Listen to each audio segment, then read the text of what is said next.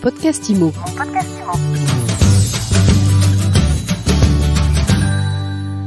Bonjour et bienvenue dans ce nouvel épisode de mon podcast IMO. On est avec Thierry Vignal aujourd'hui, président de Mastéos. Bonjour. Bonjour Ariane. On parle investissement locatif. Thierry, vous venez de publier le top 10 des villes moyennes où investir. Absolument, on va essayer de redonner du baume au cœur aux investisseurs qui sont plombés par l'ambiance morose du marché immobilier.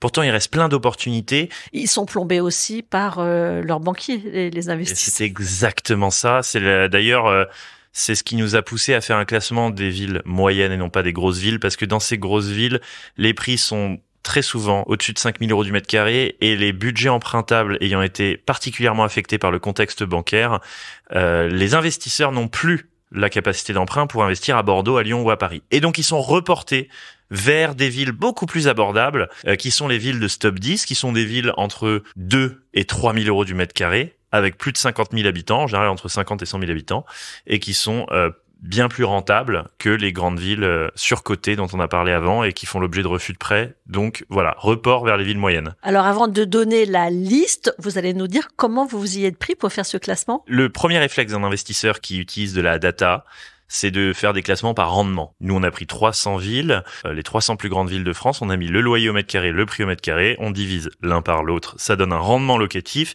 Premier réflexe d'un investisseur, c'est de faire un classement par rendement pour aller dans les villes les plus rentables.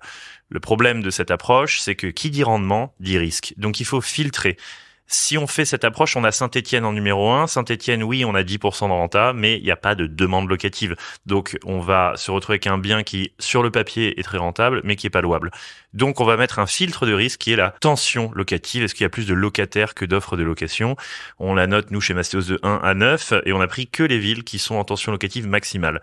Mais même ça suffit pas parce qu'on peut se retrouver avec une ville qui est à la fois rentable et avec une très forte demande locative, et pourtant, qui n'est pas un bon plan, comme Maubeuge qui fait 10% de rendement avec une tension à 9 sur 9, mais dont les locataires sont insolvables parce que le revenu médian est trop bas et donc ça donne des impayés. Et il faut mettre une troisième colonne, un troisième filtre qui est le revenu médian par habitant.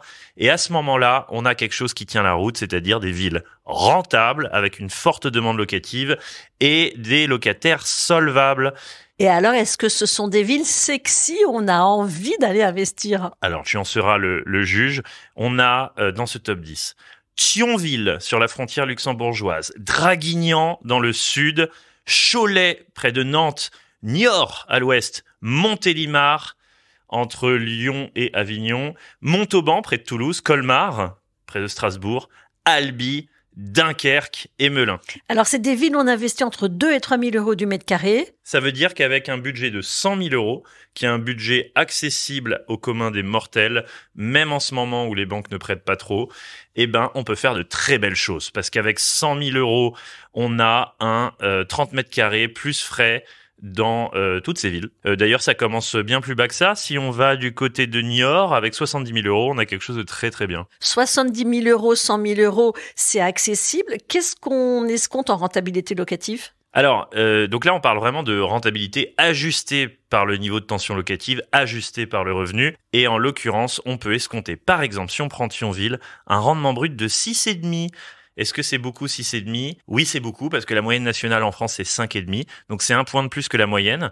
Surtout quand on a des taux qui montent à 3,5, 4, c'est important de rester au-dessus des taux d'emprunt en termes de rendement visé. Et au-dessus du livret A même. Ah oui, 2 fois le livret A. Alors, c'est un rendement brut, pas net. Pour avoir un rendement net, on enlève en gros un tiers. Ça monte même jusqu'à 7% à Dunkerque. Et je le rappelle, qui dit rendement élevé, dit risque élevé, mais l'avantage et le point commun de ces 10 villes, c'est que on a le rendement sans le risque, parce qu'on a filtré le risque et on peut parler même d'anomalies statistiques. Ces 10 villes sont des anomalies statistiques parce qu'elles rémunèrent bien, elles sont abordables, pourtant les revenus y sont élevés, donc devraient tirer les prix vers le haut et le niveau de risque locatif est très faible. Donc ce sont vraiment des villes où on peut aller les yeux fermés. On peut aller les yeux fermés même dans un marché en plein ralentissement où les prix peuvent encore baisser. Alors les prix baissent surtout sur les grandes métropoles qui sont devenues très chères et inabordables, surtout en période de restrictions bancaires. Là, sur ces villes-là, on a quand même des prix qui ne font qu'augmenter. Je donne un exemple. Draguignan a pris 7,5%. On a Niort qui prend 6%. Donc en fait, c'est des villes qui sont à contre-courant et qui bénéficient du report des flux d'investissement locatif des grandes métropoles vers ces petites villes. Donc c'est la revanche des villes moyennes, saison 2 après le confinement. Là, c'est pour des raisons essentiellement bancaires. Alors, revanche des villes moyennes, rentabilité intéressante, prix intéressant. On achète dans l'ancien. Et la problématique de la rénovation énergétique des passoires thermiques, elles sont très exposées, ces villes ? Alors, cette problématique, elle n'est pas spécifique à ces villes, mais il est vrai que il faut faire d'autant plus attention dans ces villes-là que le prix du foncier est très bas. Et si on le compare au prix d'une rénovation énergétique, on se rend compte que l'équation financière est difficile à résoudre puisqu'on est sur des villes à 2000 € du mètre carré et on sait qu'une rénovation énergétique, par exemple d'une passoire thermique DPE-G, c'est 1000 € du mètre carré. Donc ça veut dire qu'on va acheter un bien 2000 € et rajouter 50% du prix du foncier en réno énergétique. Donc on va se retrouver moitié au-dessus du marché. Donc on est hors marché et ça vaut peut-être pas le coup, sauf à pouvoir négocier 50% dès l'achat, ce qui est impossible. Donc c'est des villes où l'achat de passoires thermiques est pas forcément une bonne idée parce qu'on rentre très rarement dans ces frais. Contrairement à une ville comme Paris où 1000 € du mètre carré, ça représente que 10% du prix du bien, il est envisageable de négocier 10% du prix d'un bien. Mais quand ça représente 50% du prix du bien, là, c'est plus envisageable. Donc, on fait très attention au DPE dans ces villes-là. Et on peut se poser la question, si jamais tu l'avais en tête, de la liquidité à la revente. Et oui, est-ce qu'on revend facilement à Thionville ou à Cholet ? C'est effectivement le dernier filtre qu'il faut intégrer. On peut avoir des villes rentables à forte demande avec un revenu médian élevé, mais est-ce qu'on va pouvoir les revendre ? On a filtré pour la liquidité à la revente également, et pour ça, on a 3 indicateurs. Le premier est très basique, c'est population de la ville. On ne va que dans des villes à plus de 50 000 habitants. En dessous, on va avoir des problèmes de liquidité.